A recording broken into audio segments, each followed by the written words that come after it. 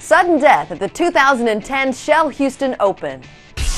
Settle in as we rewind the week with the latest edition of Monday Backspin from PGA TOUR.com. 21 of 63 tournaments at the Shell Houston Open have been determined by a playoff, and that was the case again this year. Hello everyone, I'm Casey Black. Anthony Kim claimed victory at the Shell Houston Open, but it all came down to that playoff between Kim and Vaughn. Taylor, with his clutch putt on the 18th for birdie, waited in the clubhouse for Kim to finish. And when Kim bogeys, they head back to the par 4 18th for a one-hole playoff. And ultimately, it was Kim who came out on top despite hitting only 8 fairways in the final 2 rounds.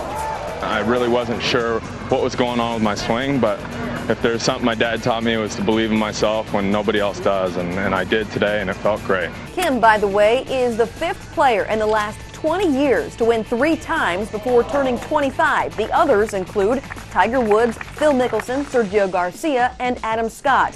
This is Kim's first Shell Houston Open title and his first win on tour this year. And there were some other firsts at the Redstone Golf Club. Starting off with changes to the course to create Augusta-like conditions, lightning-fast greens and tight chip shots from sloped banks. And in the 5 years that the Shell Houston Open's been played on the tournament course, there's never been a hole-in-one. Well, that is until this year. There were 3, technically, of sorts, and one includes Lucas Glover's ace on the par 3 16th. And then there's Woody Austin with his bomb for his hole-in-one on the 144-yard par 3 7th. There was quite the celebration after that one.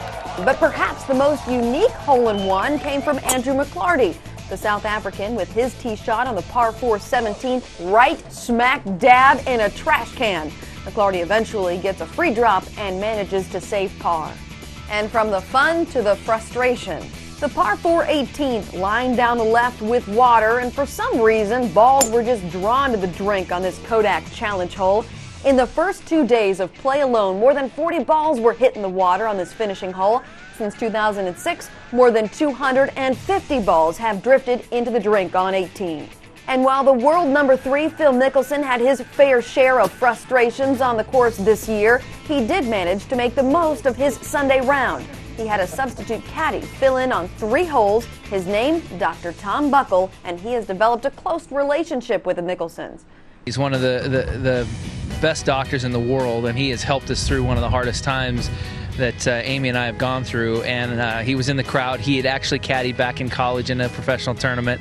It was a story we had talked about over the many hours and weeks and months that we've been together in the hospital. And this was, I don't know, kind of a whim to see if he could come out and caddy a couple holes. He went 3 for 3.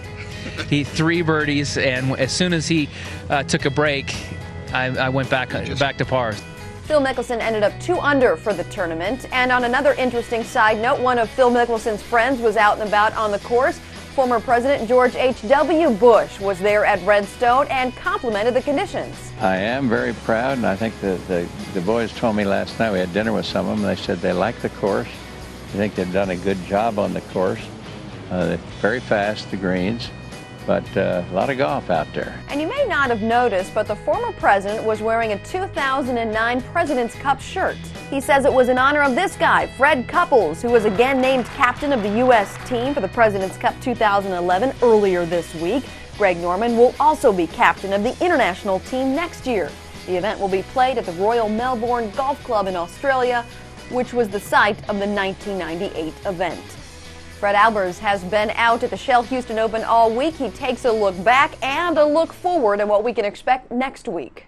Well, it's on to Augusta and Magnolia Lane, but what fond memories we're going to have of Houston. Take a look at this golf course. Blue water, green grass. In fact, it's not just green, it's verdant emerald green, reminiscent of Augusta National.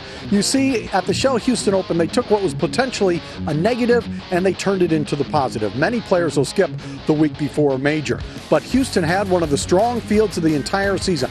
And why? Because the people at the Shell Houston Open made a trip to Augusta, studied the golf course, and tried to replicate those conditions. Very little rough, wide fairways, firm, fast greens, and abundant chipping areas. They took a negative of being placed the week before the Masters and turned it into the positive and had one of the great fields and a great tournament as well. It has been a wonderful week of golf at the Shell Houston Open, and now it's on to the Masters. Thanks, Fred. That's right. The Masters starts on Thursday, but before that kicks off, Tiger Woods will be giving his first live press conference with reporters. That'll happen at 2 p.m. Eastern Time on Monday, and we will stream that live on PGA TOUR.com.